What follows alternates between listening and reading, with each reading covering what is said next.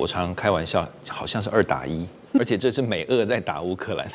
所以我们从另外一个方向想，乌克兰可以撑这么久啊，也不简单，也蛮厉害的。对，虽然说我不知道泽伦斯基最后下场会怎么样，但至少你可以看他从战争初期到中期，拜登的支持，然后一路到现在，川普对他的背刺。其实泽伦斯基当然如人饮水，冷暖自知啊。全世界你很难找到一个国家同时1对2的。那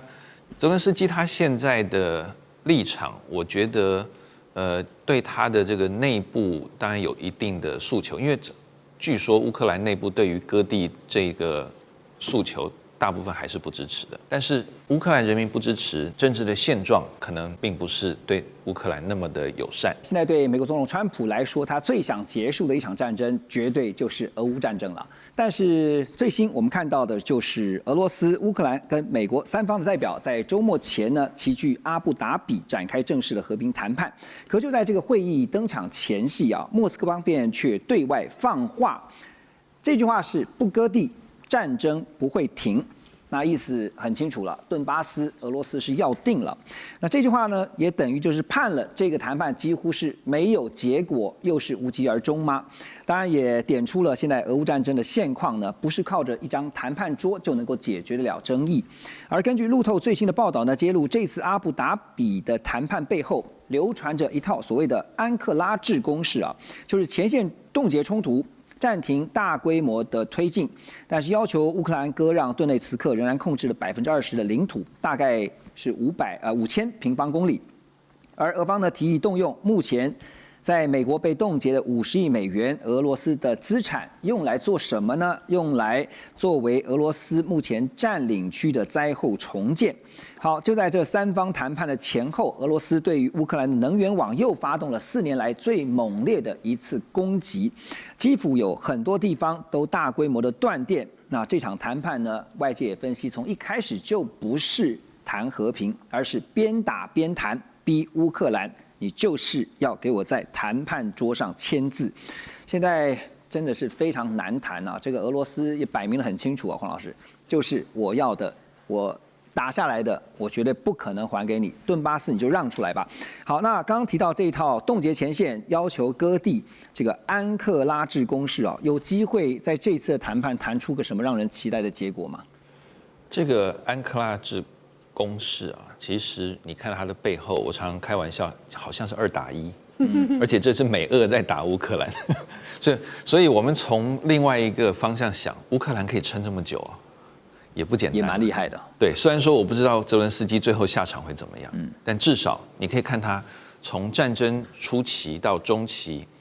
拜登的支持，然后一路到现在，川普对他的背刺。其实泽伦斯基当然如人饮水，冷暖自知啊，但是我看他至少目前摆出来的态势还是继续的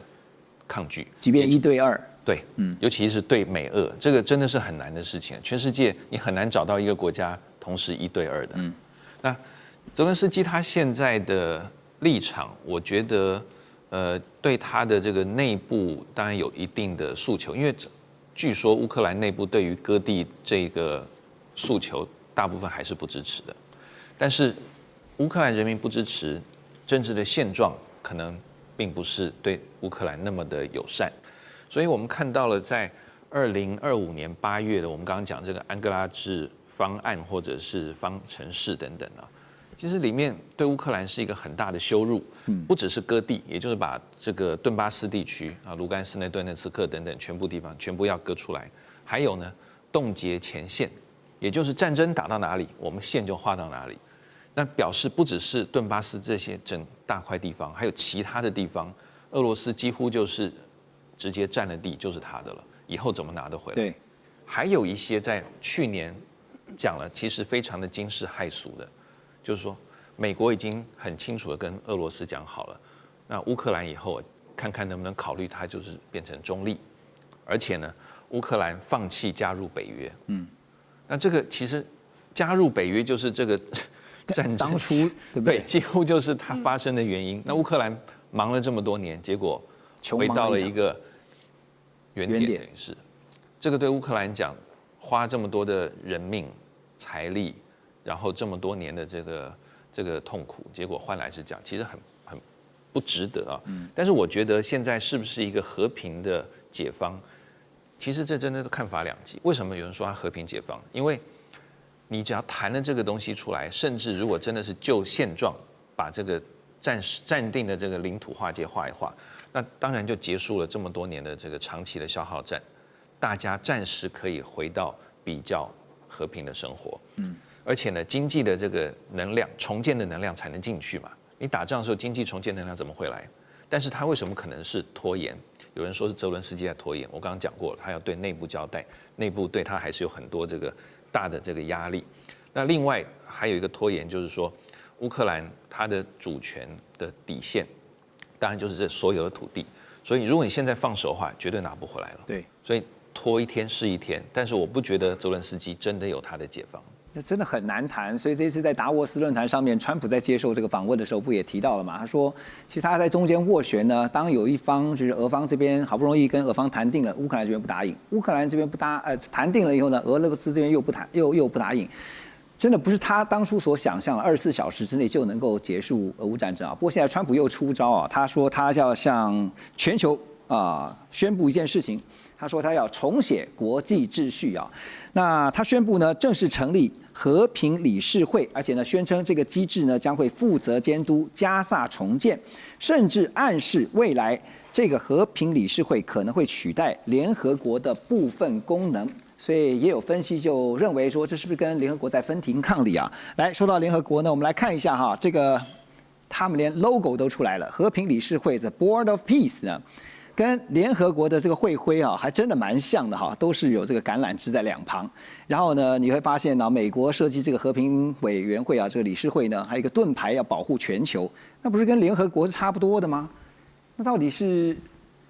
有什么意义？来，然后呢，白宫方面现在也提出了和平理事会8名执行委员的名单，川普呢，当然就是主席。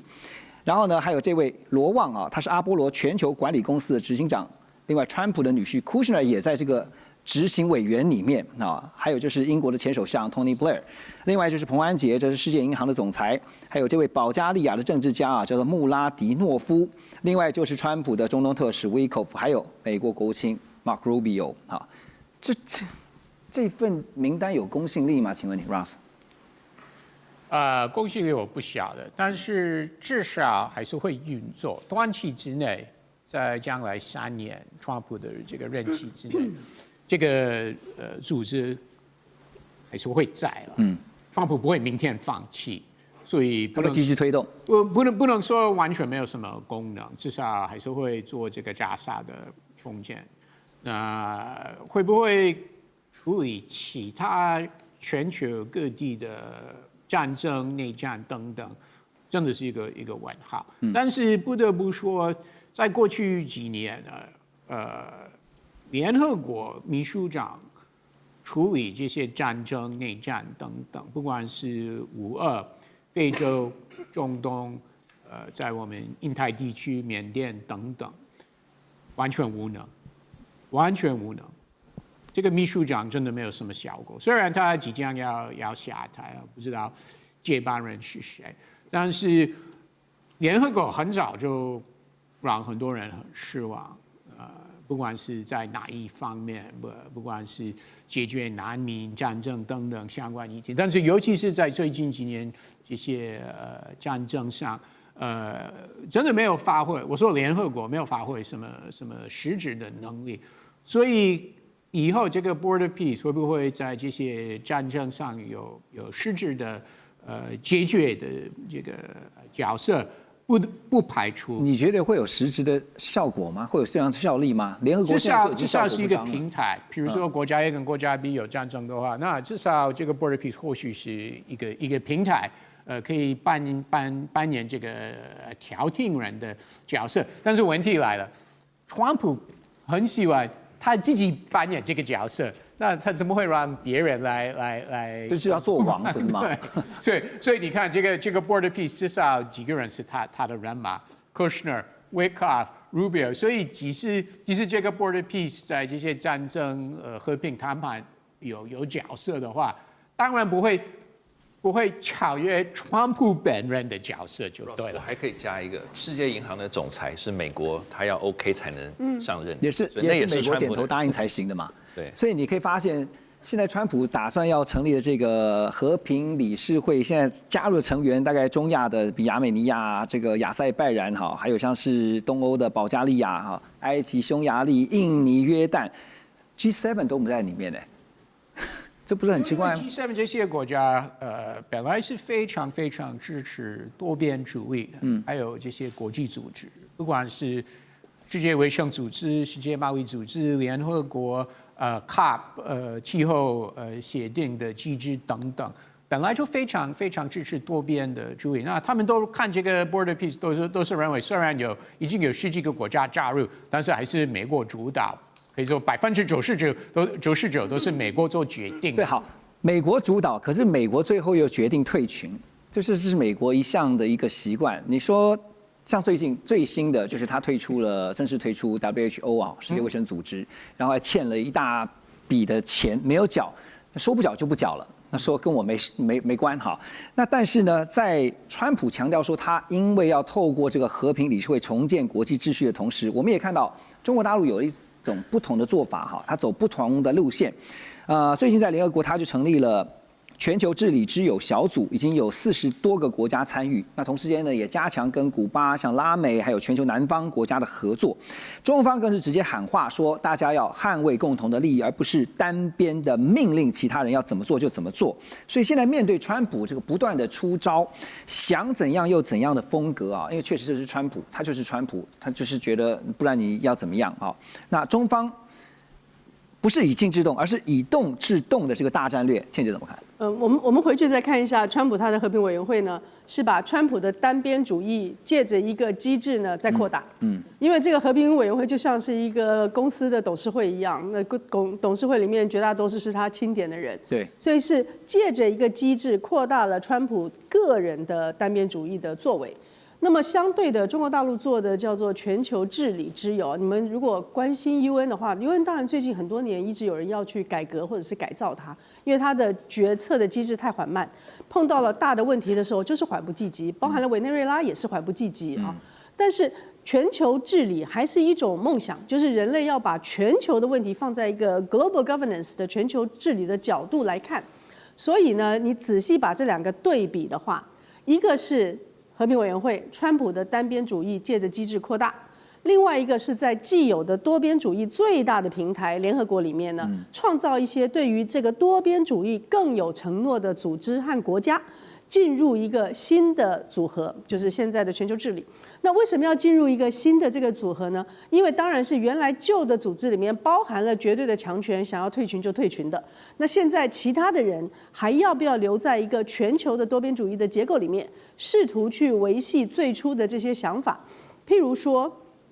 WTO， 美国大家都知道，很久以来美国就我不管你的争端解决机制，那么其他的国家可不可以在 WTO 减一的架构之下继续施行 WTO 的理想？对，减一就是减美国，只要跟美国有相关的，你得符应美国的游戏规则，你得跟着它的规则走。但是你跟美国没有关系的贸易，你是不是还可以在原先的 WTO 的架构里面走？就是假定说何荣要来霸凌我，那我跟他做的生意我就要听何荣的。我不会霸凌你，但是我要跟黄回博做的生意，跟 Ross 做的生意呢，我们还是可以在多边主义走。所以 两套系统，对 WTO 减一就是这样的一个处理。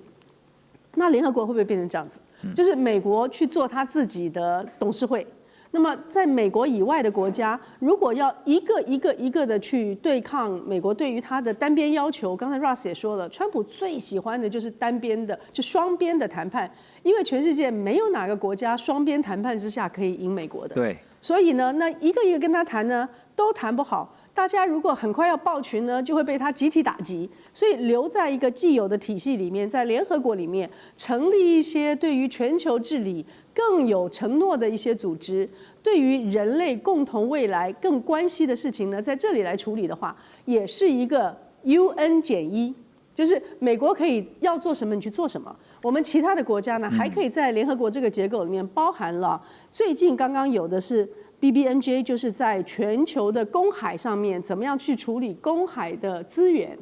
是 Biodiversity Beyond National Jurisdiction。那这个 BBNJ 呢，就是全球的公海的资源是属于全人类的，要由联合国来管理。对，你不能自己去探勘啊，或者是去追捕鱼群啊。像这种概念呢，联合国其实还是在试图运作的。所以只要有更多的国家愿意留在联合国的这些可以运作的东西，那至少有一些题目还可以用多边主义的方式来解决。虽然我们知道，国际法里面对于战争的一切规则，川普现在已经一脚推开了。对，所以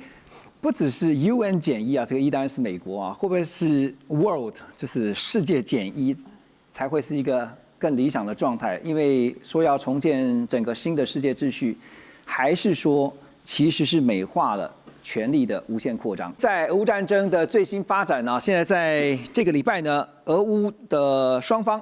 先来看到俄罗斯的国防部，他们有一个最新的通报，表示呢，俄军继续向乌克兰的防御区来挺进，逐步呢在苏梅还有哈尔科夫啊这些地区建立了安全区，目前已经实质控制了苏梅州的科马罗夫卡镇。那俄军的武装部队打击了乌克兰远程无人机的储存点，还有起飞准备点。另外，俄军防空系统也击落了260架乌克兰的无人机。至于乌军这边呢，中央司令啊就说呢，乌军也是部署了，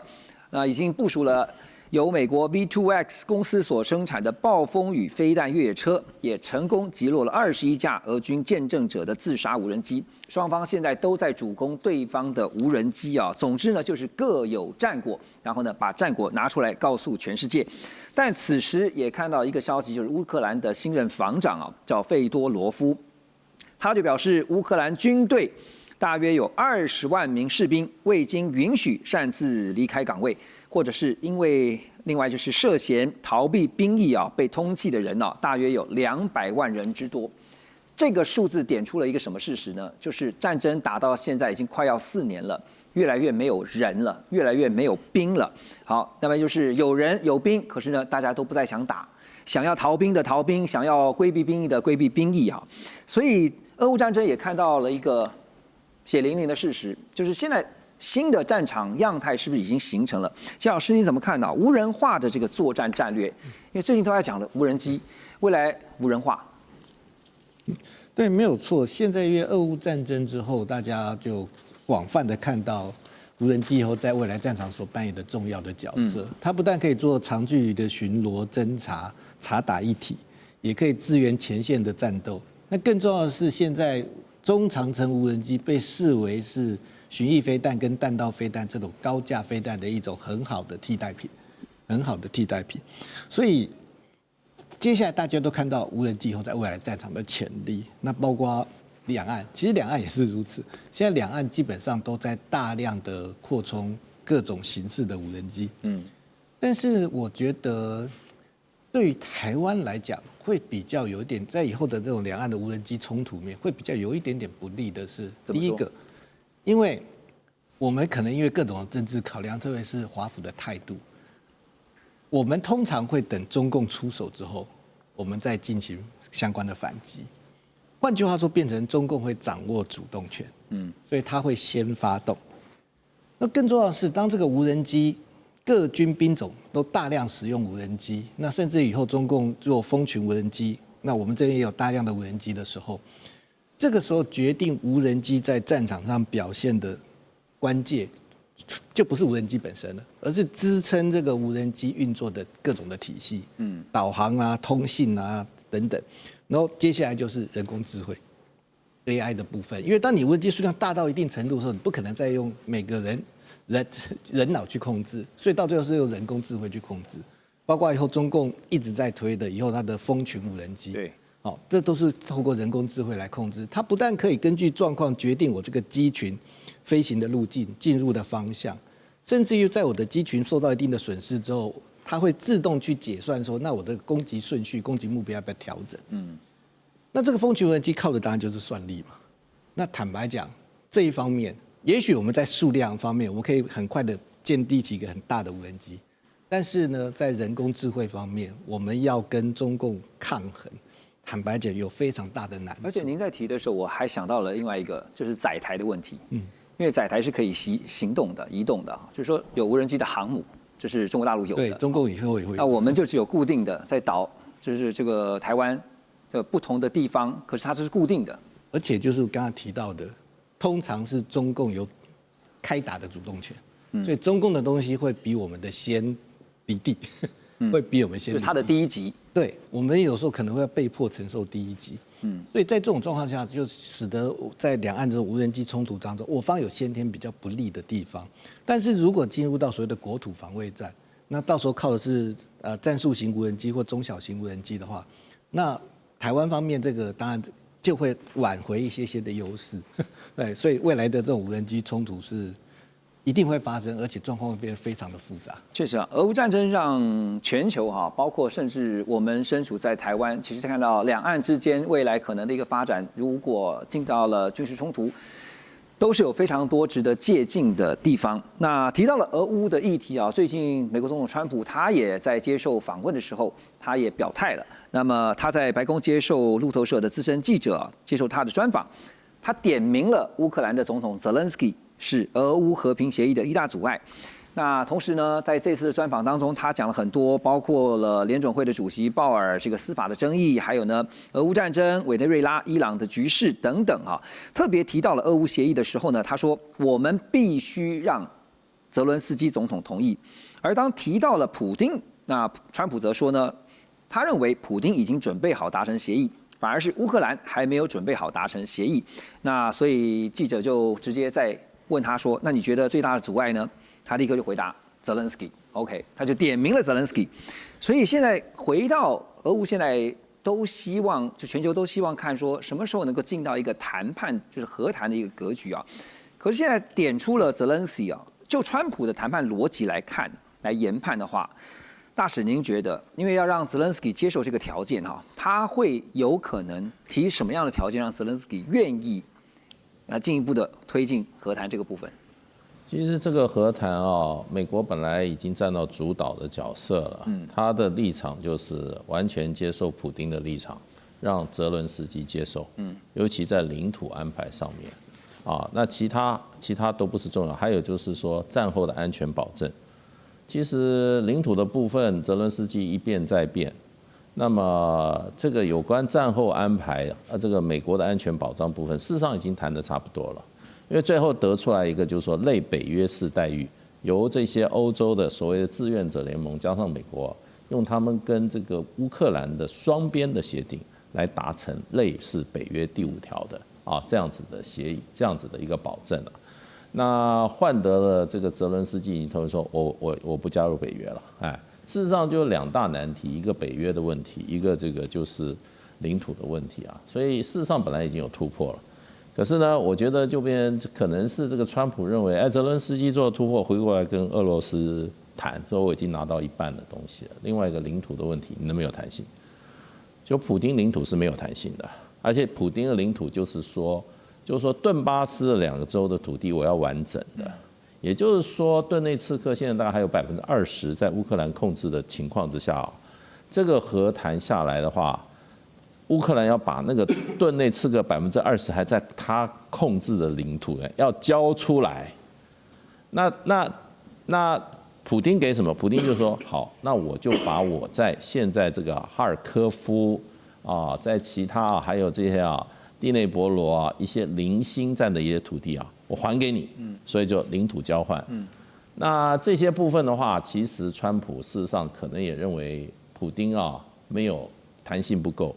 所以川普居然说我要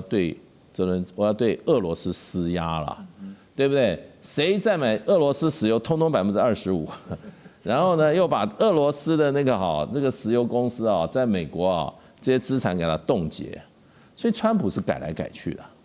那现在为什么川普又回到这个问题上来呢？就是因为14号的时候，这个。普丁在俄罗斯参加的活动，他出来讲了一句话，他说：“现在这个世界越来越乱我们真的是很忧心。”不过谈到俄乌战争了，所以呢，俄乌战争的话越早结束越好，希望越来越快结束。那现在这个问题呢，应该是出现在基辅跟这个基辅跟乌克兰那一边他这样讲，所以记者就去问川普，所以就是说，川普就说顺水推舟这样子。是的，可是呢，这个问题就变成你川普你的立场也不是很稳定，对你一下答应了俄罗斯，回过来又跟俄罗斯又施压，那你一下来又泽伦斯基听你的时候呢，你就把泽伦斯基踩在脚底下。现在泽伦斯基不听你的，你要怎么办？因为泽伦斯基事实上在去年年底的时候，他已经得到欧盟给他900亿的欧元的承诺，钱有了。因为川普手上就2张牌，第一个不给你钱，第二个他武器老早都不给了，你要就让北约拿钱来买。对，第一个钱你没有钱你就不要打。第二个呢，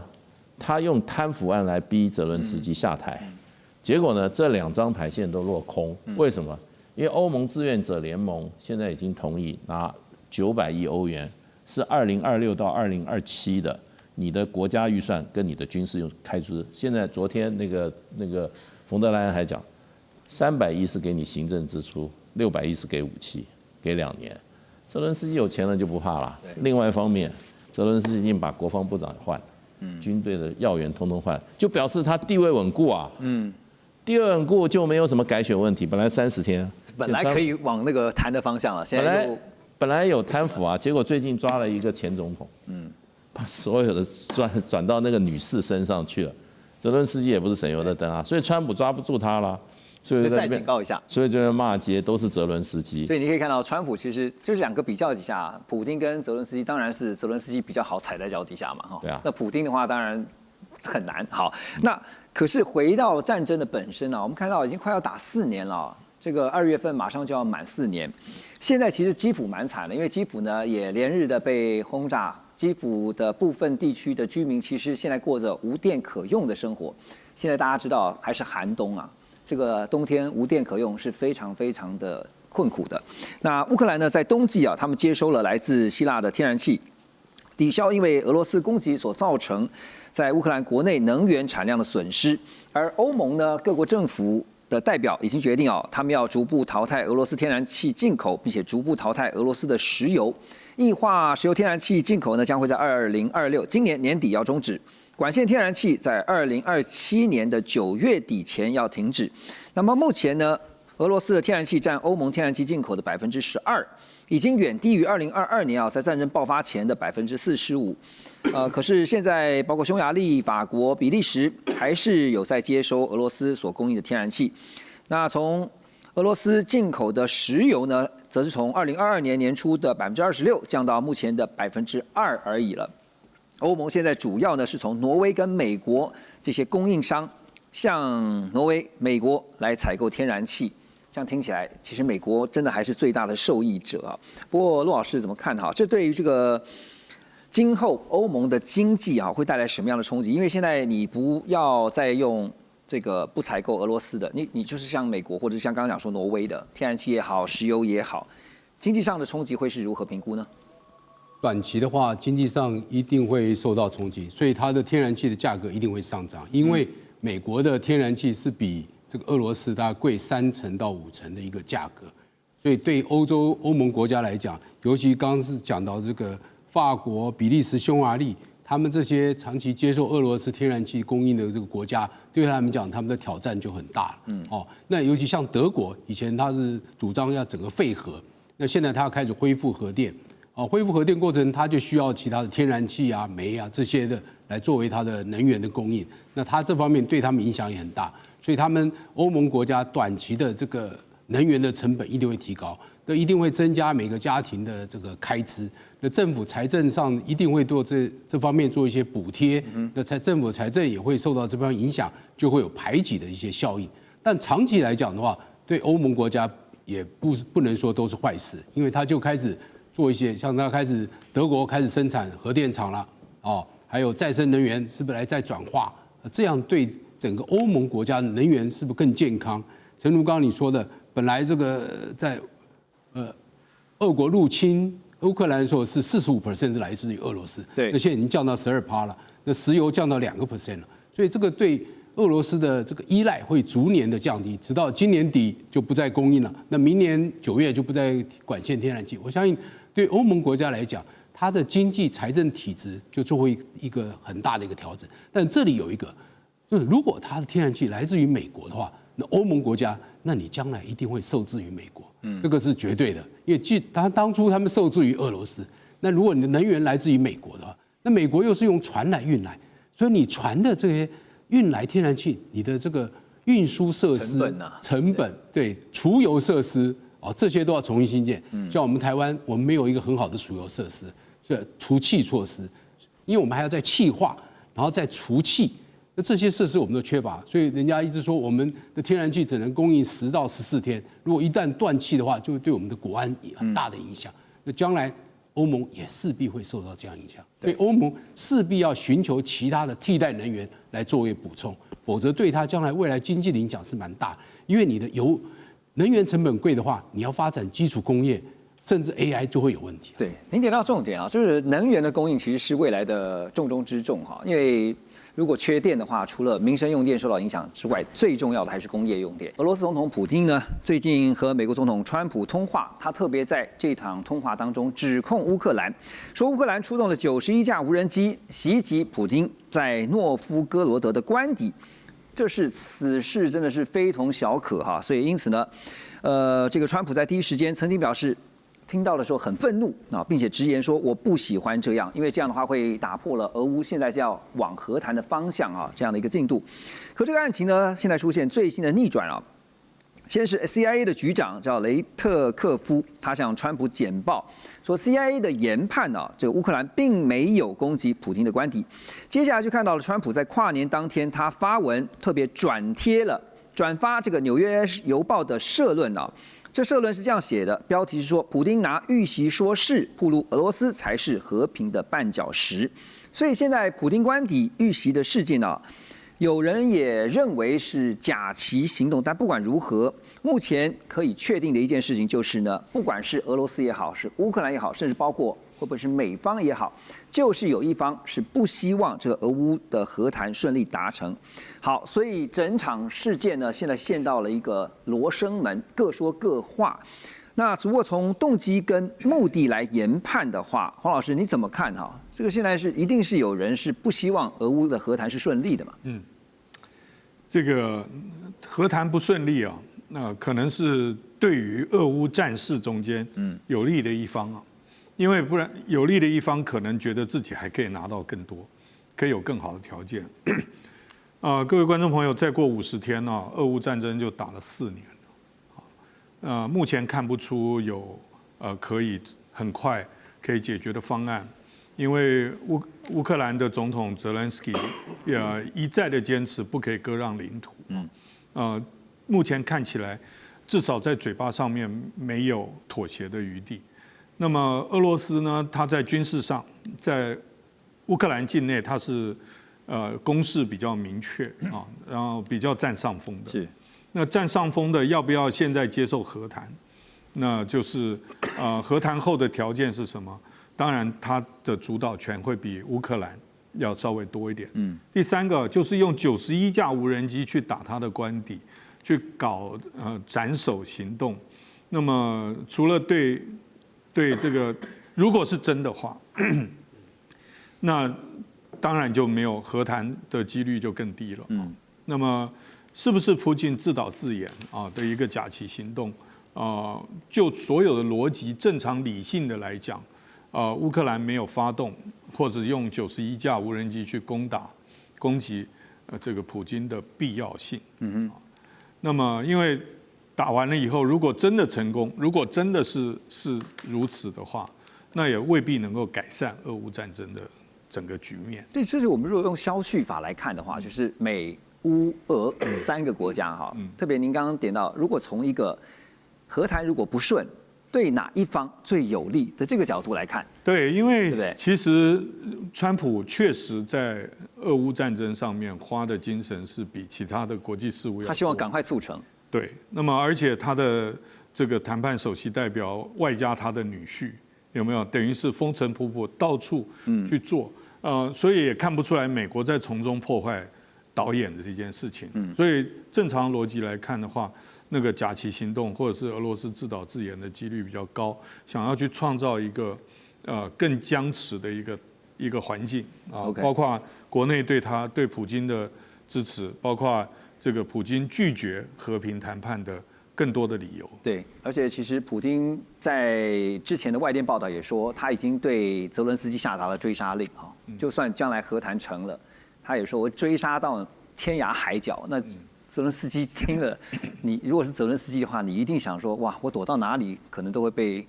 俄罗斯的这个特务人员给干掉哈。好，那拉回到俄乌的战场上，现在的战场态势确实也是俄方非常的有利哈。乌克兰的官员在1月2号就指出呢，由于俄罗斯军队持续的推进，所以乌克兰呢已经下令将扎波罗热还有第聂伯罗前线地区总共有3000名的儿童和他们的父母来撤离这个地方。美国智库战争研究所就分析，认为俄军在2025年全力夺取顿内茨克州剩下来的部分，以及呢在苏梅州、哈尔科夫州北部建立了缓冲区作为首要的任务。可是到2025结束前都没有办法完全的实现这些目标。所以那当然接下来会不会就是2026继续的往这个战略目标来推进？整个2026的战场上的趋势，刚刚黄老师也特别提到了，再过50天左右，这个2月26就是要满4周年了哈。这个仗打得太久了，明佑怎么看？从2月26号就是4年前了哈，这个开打的时候，其实俄军的做法到现在其实一直都一样啊。其实他们就是南线跟北线，也就是说所谓的以这个以顿内茨克苏梅这个地方算北部嘛，还有哈尔科夫这第3大城为目标的北部战线，跟南部战线就是扎波罗热第聂伯罗这一个地带。那现在其实因为整个战场非常的广袤，而且双方的坦白讲，就是以这个所谓的损失的人数来看，其实非常惊人的。那我们也看到很多的消息都在讲说，不管是乌俄双方都在采取新的征兵的作为，也就是他们人力其实已经无法去真正的控制住2个战线的可能性。所以在很多整个作战的过程当中，你会看到它南北不断的去转换重点的原因，也是因为他们想要找到突破口，想要造成这个所谓的大范围的控制，这几乎是不可能的现象。也就是2个国家来讲都是一样面临一样的问题。所以当我们在讲乌俄谈判的时候，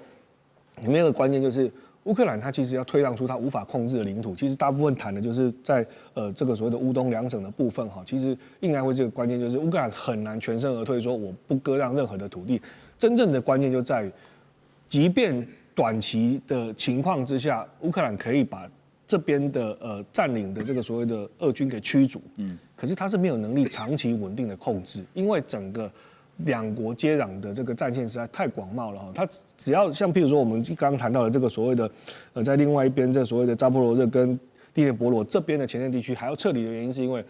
我今天的部队守住了北边，我南边就出现空防了。我南边的这个地方就是部队就不够去守护这个我们一般的那个民众的城镇了。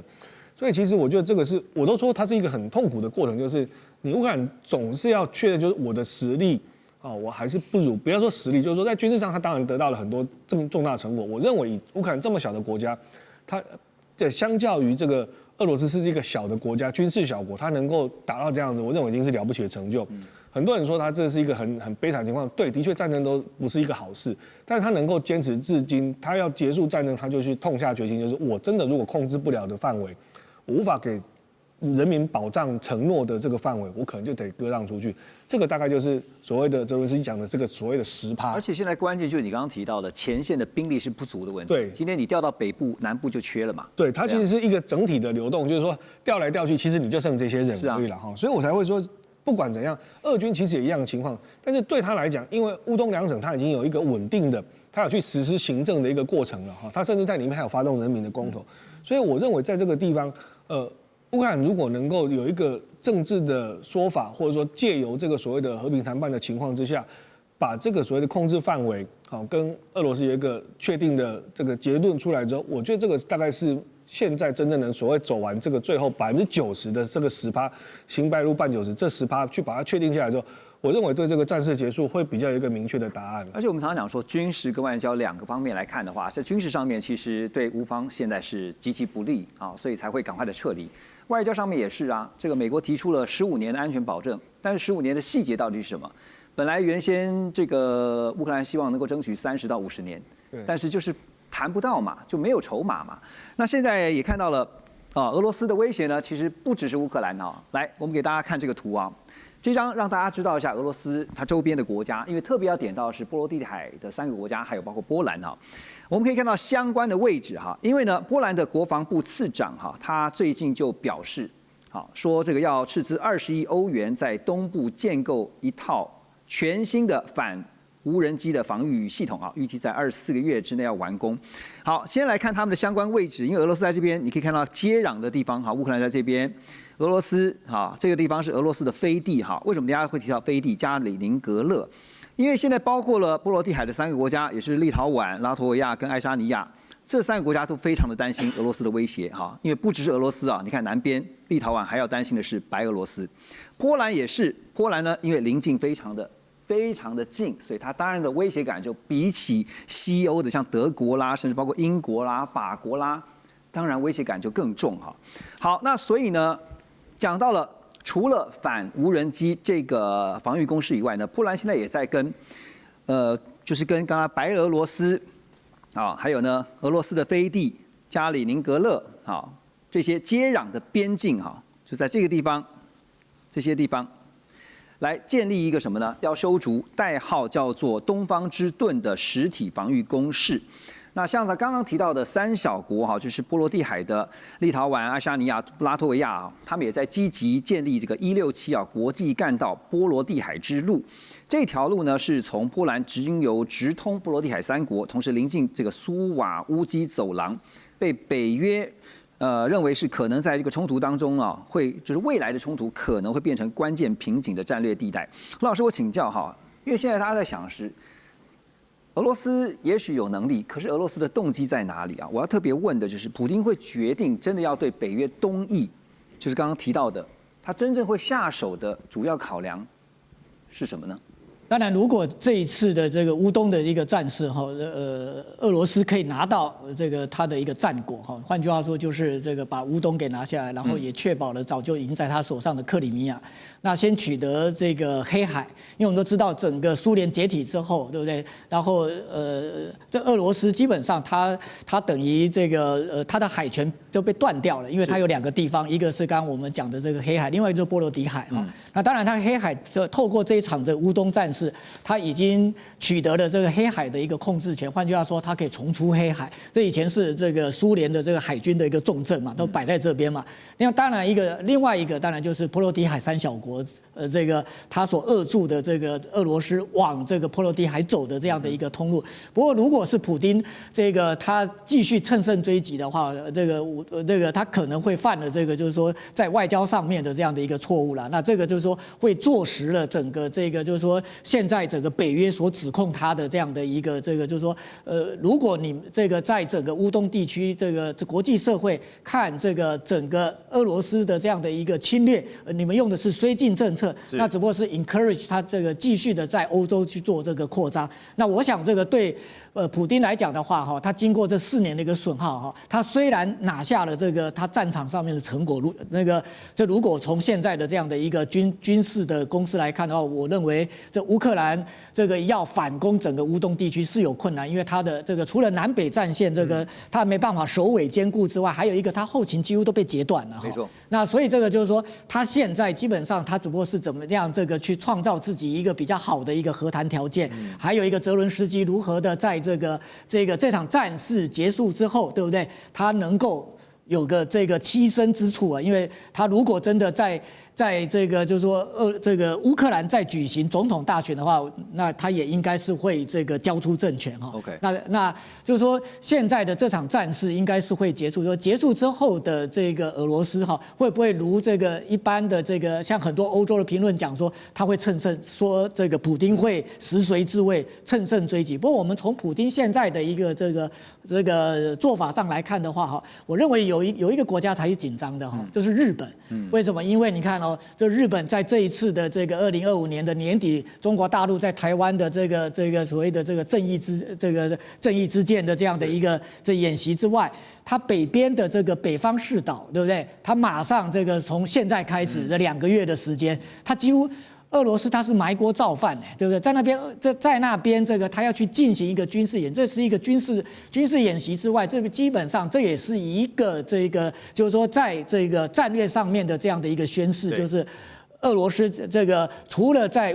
乌克兰这个地方，在黑海这个地方之外，他要再重新回到远东。对，事实上我们都知道，冷战之后，虽然我们讲这美国对不对重返亚洲，但基本上我们觉得这句话怪怪的这美国从来没有离开过这边啊，对不对？真的离开整个东亚的是俄罗斯吧？那俄罗斯现在如果他乌东这边他取得了他的一个成果之外，从普丁现在的一个军事布局的话，他要这个去加强他在整个这个等于是就是鄂霍次克海这边，就北方四岛这边的这样的一个对这些岛屿的一个控制，这对日本来讲，他会陷入一个战略困境。为什么？就是说日本在这个过去我们看从近世以来，就是日本在江户时代，他最大最在意的一个威胁就是俄国。那这个俄国又回来了而且就是说，不止俄国回来了，它的南边的中国大陆给它的一个战略压力是越来越大。它在日本历史上，在近代的日本历史里面，它从来没有遇过的首尾两端同时受敌，而且这两个敌是很大的国家，而且都是核武大国对，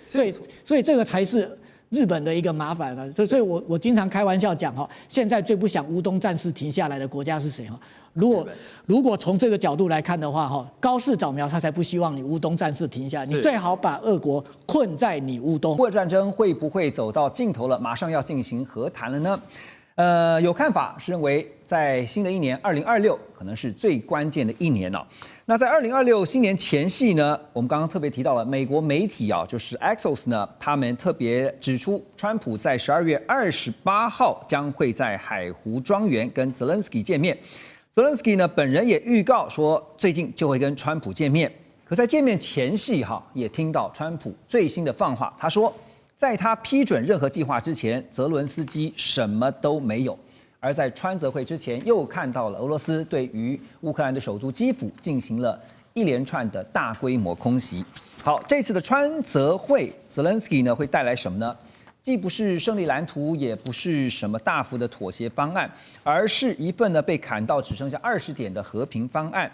就连泽连斯基自己也坦诚，他对于文件的部分内容并不满意，其中最大的2个争议就是一，领土，第二个就是核电厂控制权的问题，但这2个问题完全没有被解决。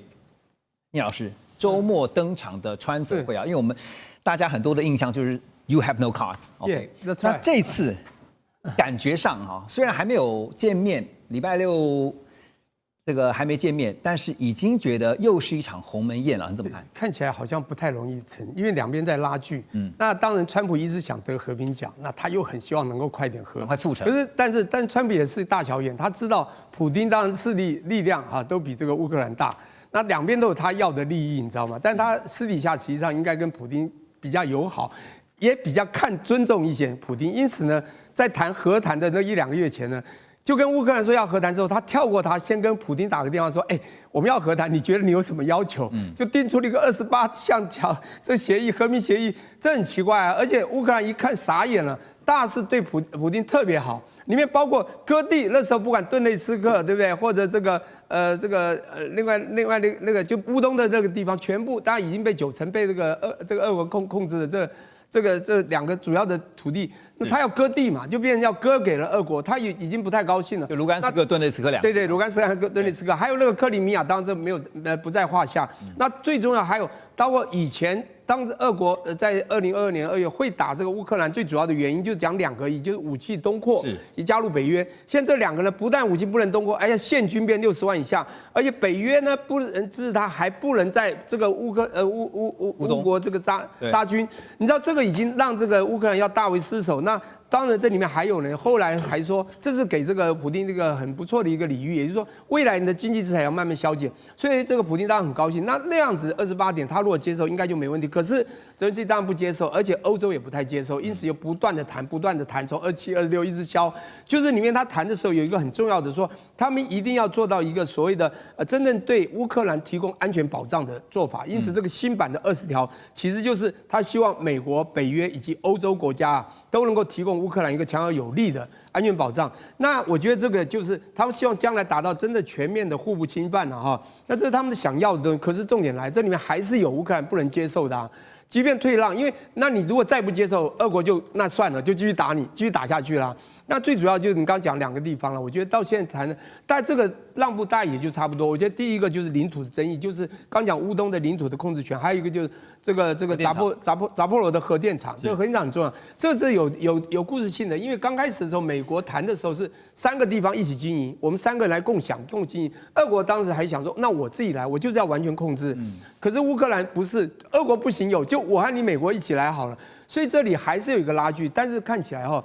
乌克兰要的东西不会存在了，也就是美国和乌克兰，就是乌克兰他不敢自己拿，他要跟美国一起来，这也不可能存在，因为俄罗斯不可能接受。因此我觉得最后乌克兰到最后eventually还是会让，或者在这里面再拿一点点回来，但其他大部分就让出去了。而且不觉得有些蹊跷吗？就是在这个2人会面之前呢，川普就直接就先讲了狠话了，说我还没批准任何事情之前呢，泽伦斯基呢是什么都没有的，他就直接先定掉了哈。那所以现在回到说这个川泽会哈，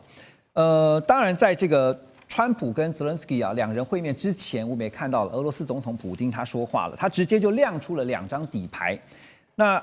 俄方是放话说可以谈交换领土，因为现在乌克兰卡的就是其中一个问题，就是领土主权的问题。但是俄罗斯呢，他说我可以交换领土，可是我要整个顿巴斯。好，现实的版图是如何啊？目前呢，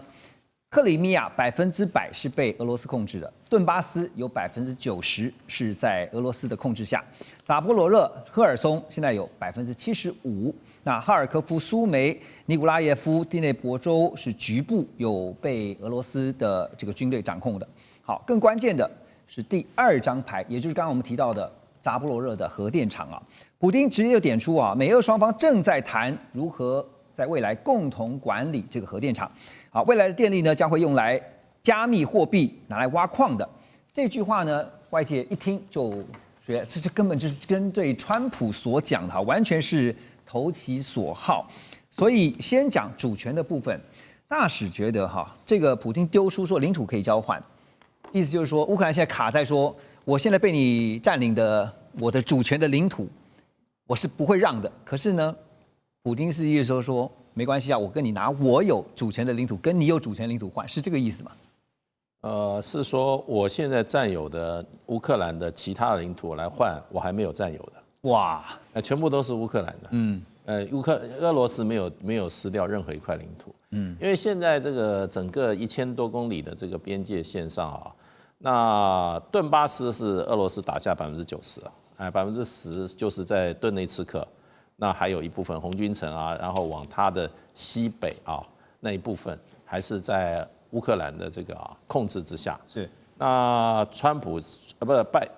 这个普丁他要完整的顿内茨克的行政疆界。也就是说这个疆域原来的行政疆划哪，我要完全要，一寸土地不能少。那现在还有10%还掌握在乌克兰，你就要交出来。那本来是要无条件交出来，现在说好啊，那就交换吧。交换用什么交换呢？就是俄罗斯零零星星还在这个哈尔科夫附近、苏梅拿那边去交换，还在尼古拉耶夫、第聂伯河州，它还有一些零星的土地，他说这些我都还给你了。我们就划零的还给你，整的我要了。但顿巴斯就我全拿了。那其他赫尔松、扎波罗热州的各占75%，因为有4个州嘛，对不对？一个顿巴斯有顿内茨克跟这个卢甘斯克2个，对，现在还差10%，对，那个10你要交出来。另外还有就是说，赫尔松跟扎波罗热没意见，我现在就15%，因为它基本上它用这个第聂伯河做一个天然疆界那其他我在第聂伯河以西的还有一些土地，还有就是在这些哈尔科夫这些地方州、苏梅州还有一些土地我零星占的，我就还给你好了。所以是用已占领的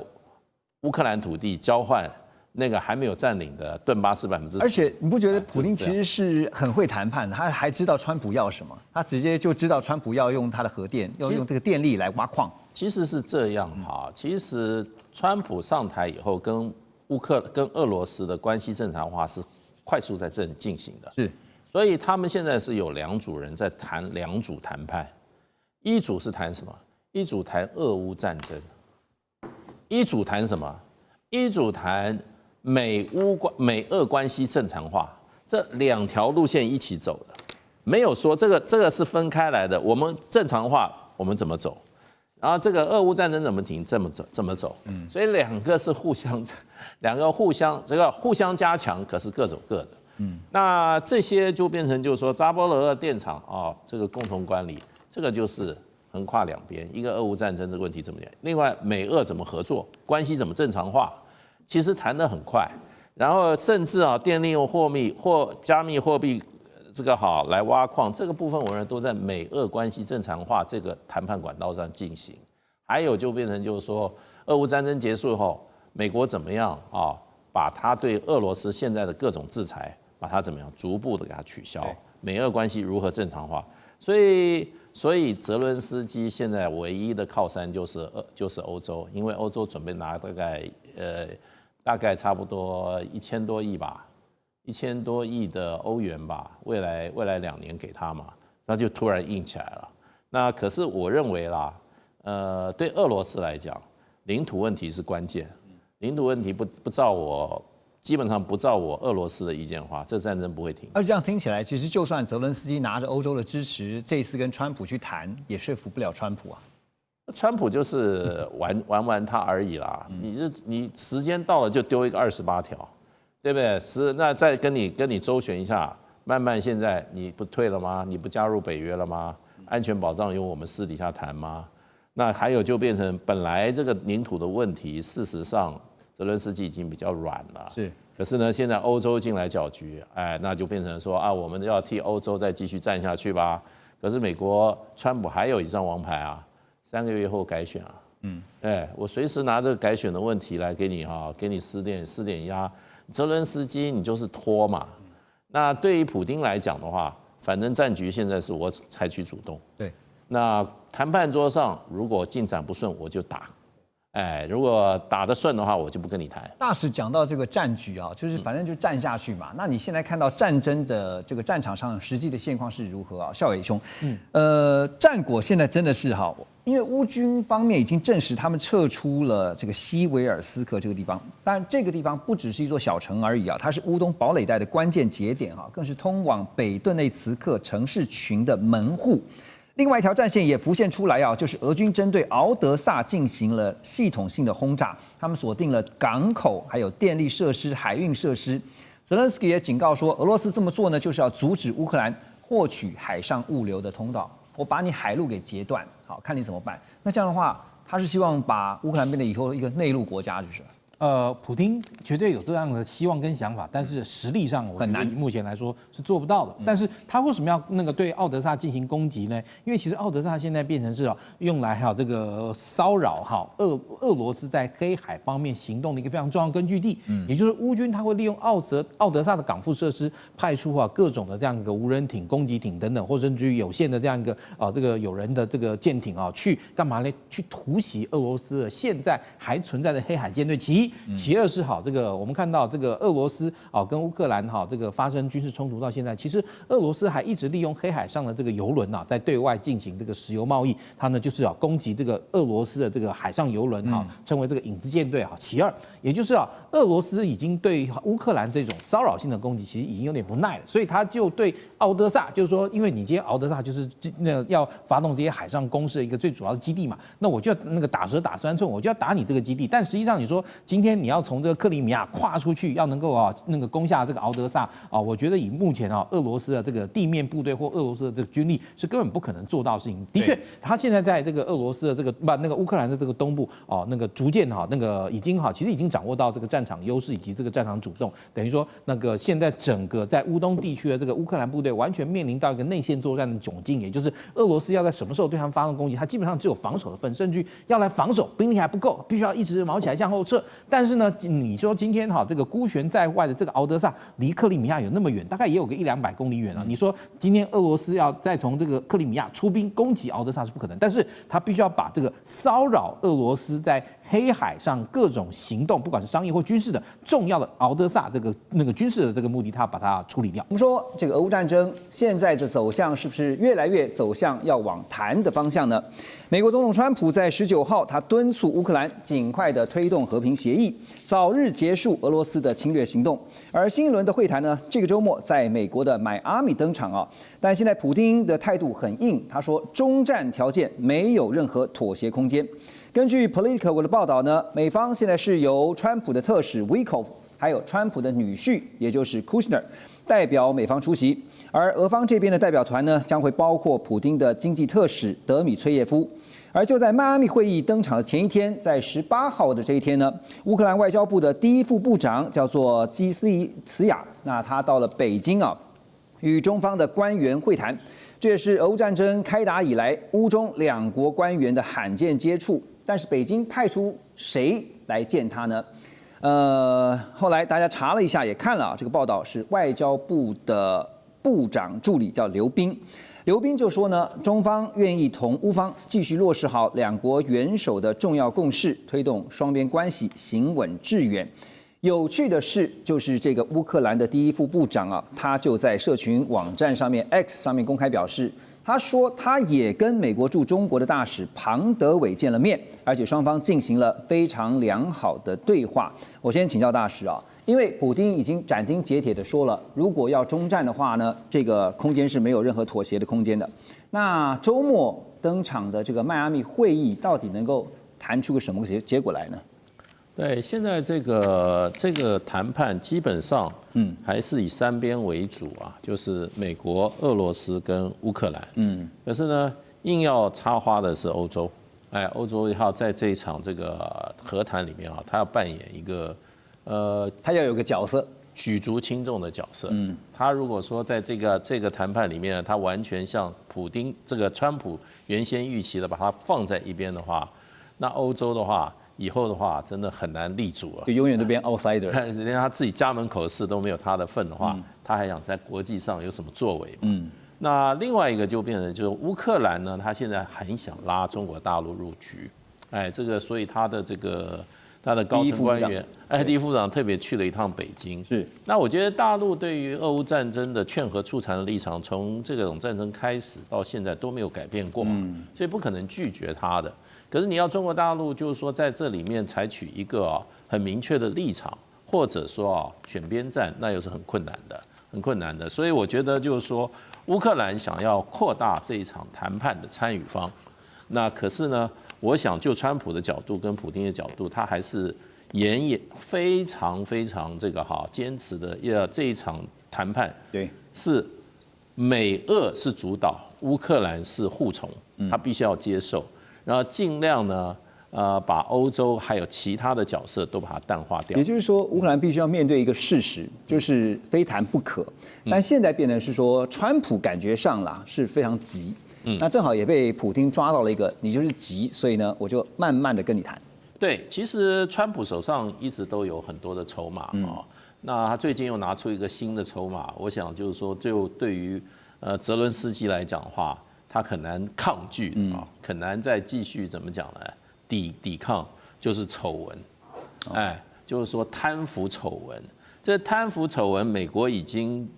要把这个泽伦斯基的身边的人都已经拿掉了，下一个就是他了，对，下一个就是他了。所以泽伦斯基也说是3个月就改选嘛，那到底是不是改选，现在还不是那么明朗。可是原则上已经大概都已经泽伦斯基看起来那个顽抗的那种意志已经比较没有了。到现在看起来是欧盟设立一个新的议题，也就是要动用这个什么呢？动用这个他们现在冻结的俄罗斯的资产作为将来援乌还有乌克兰重建的经费，这是一个新的一个发展，会不会成局？也在这个周末，他们要开欧盟要开高峰会了，他们要决定要怎么做。刚刚最新的一个发展是说，不会轻易动用啊。普丁也说话了，说因为那个动用之后的影响实在太大了哈，所以好像感觉上其实就是讲。但是您怎么看呢？因为这次他派来的，就是俄方这边派来的是经济特使，所以是不是先透过这个代表，也要告诉欧美这边的，是说要跟俄罗斯谈，可以先处理经济方面的议题，包括金融制裁。对，其实这是一个因素。不过我觉得，就俄罗斯这个派人啊，就代表他目前的重点。其实川普提出来的28条方案，其实我们把它归纳一下，大概就3个重点。一个是领土的怎么安排，另外一个就是乌克兰一直要的安全保证，第3个呢就是战后重建。是，我觉得这个俄罗斯的经济特使啊，来一次谈的主要谈战后重建。也就是说，安全保证跟领土问题可能没什么好谈，没什么好谈的。所以领土的问题的话，现在不知道如何啊。那就是说，因为这个俄罗斯要的是顿巴斯整个，那顿内茨克现在大概还有20%的土地还是在乌克兰的这个手上，可是普丁跟川普一样的立场，你要把那个20%的顿内茨克土地，你现在还战后也要交给俄罗斯，是对，那个大概有4-5千平方公里的土地，也不是很小的土地啊，所以这个是一个问题，一直卡在那个地方。另外就安全保证，事实上。乌克兰已经让步了，他说我不加入北约了。可是现在就变成所谓类北约第5条的攻守同盟的那样子的一个那个保证，那个我觉得你要看怎么写了。对，口头讲是一回事，那到时候怎么写，我觉得这个中间有空间。而且就连白纸黑字，就算写下了，到时候有没有变数都不一定，对不对？对啊，那很简单，这个战争看是谁挑起来的或怎么样，如何，我觉得那个中间可以做文章的很大了。是。那现在是以这个普丁的说法来讲话，我谈判就是这个条件，你们欧洲要搅局的话，你们都是猪。他已经说那些欧洲有一些领导人都是笨蛋，然后又骂他们是猪。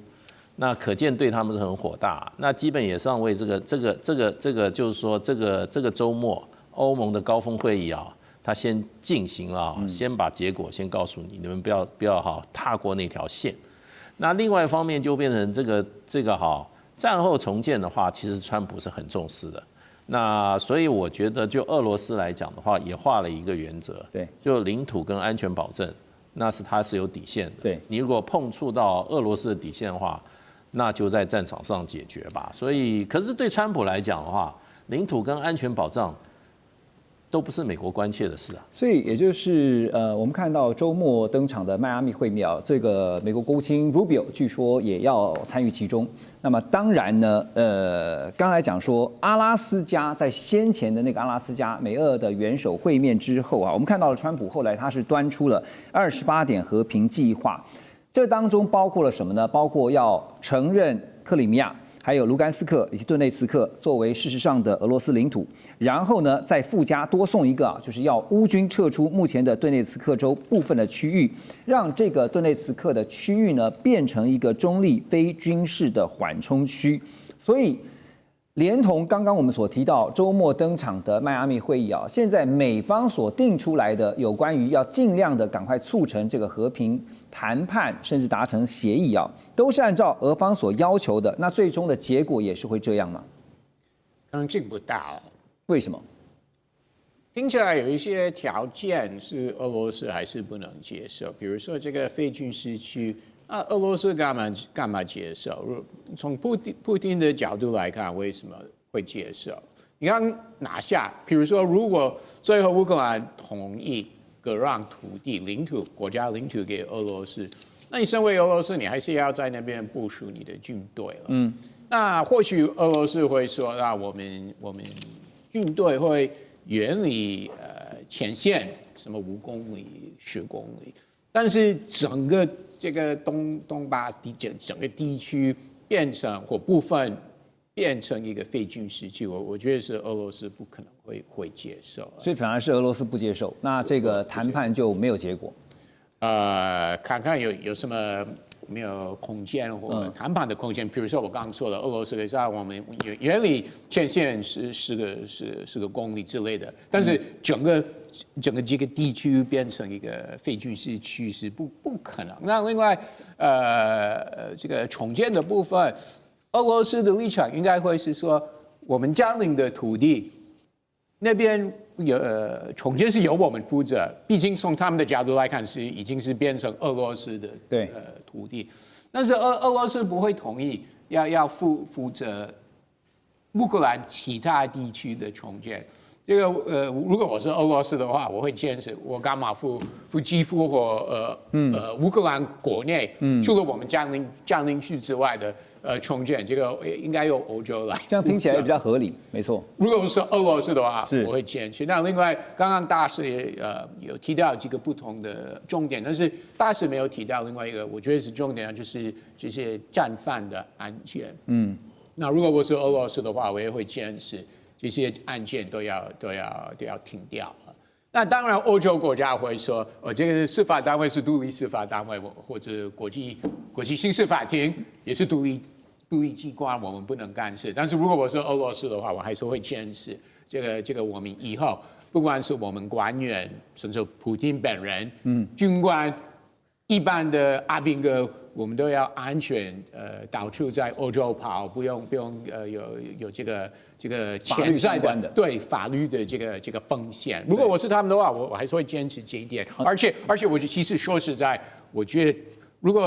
俄罗斯向美国坚持这一点的话，我相信美国，毕竟美国也不是国际刑事法庭的粉丝，没错啊。所以我觉得川普会觉得，对川普来说。或许这是小事情，那当然对乌克兰或欧洲，他们会觉得我们要尊重国际刑事法庭。但是对川普政府来说，这个真的是小事情。Russ， 你提到欧洲啊，我想问一下，欧洲因为刚刚大使说，也希望能够在这个俄乌的和谈当中有一些角色哈。我们来看一个人物哈，因为先讲欧洲的部分，最近他们加快了对乌克兰的财政支援步伐，就是刚刚大使有提到的那个。甚至包括无息的贷款呐，来这个战后的重建。美联社有报道说，欧盟理事会的主席啊，他表示说，欧盟领导人已经同意呢，向乌克兰提供高达900亿欧元，就是大约1060亿美元的无息贷款哈。但是我们说要特别提到一个人，那就是德国的总理梅尔茨，因为他抛出了一个震撼性的讯息啊，他说，根据美国与欧洲向乌克兰提供的战后安全保证草案，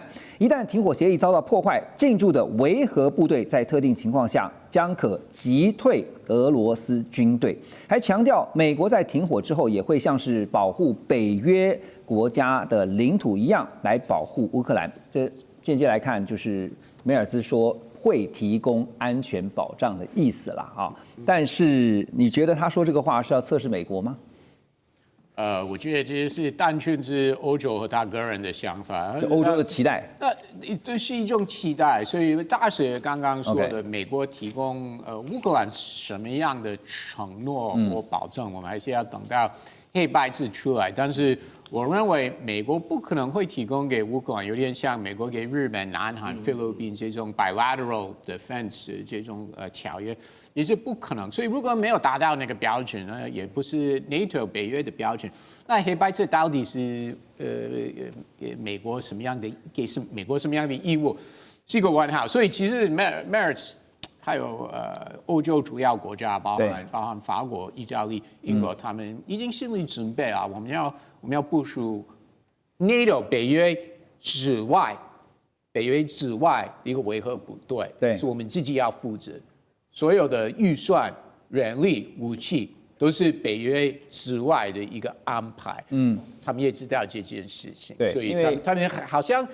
他们也知道我们以后如果我们欧洲国家提供乌克兰这个，其实是有点像一个保障。那我们不能依赖美国，是我们自己欧洲要负责。最近梅尔斯这样说呢，也是不是在呼应啊？因为外界有分析说，是不是在呼应说美国最近推出的这个最新的国家安全战略嘛？哈，那其实我这个是无关，最重要的是，他是要跟国人，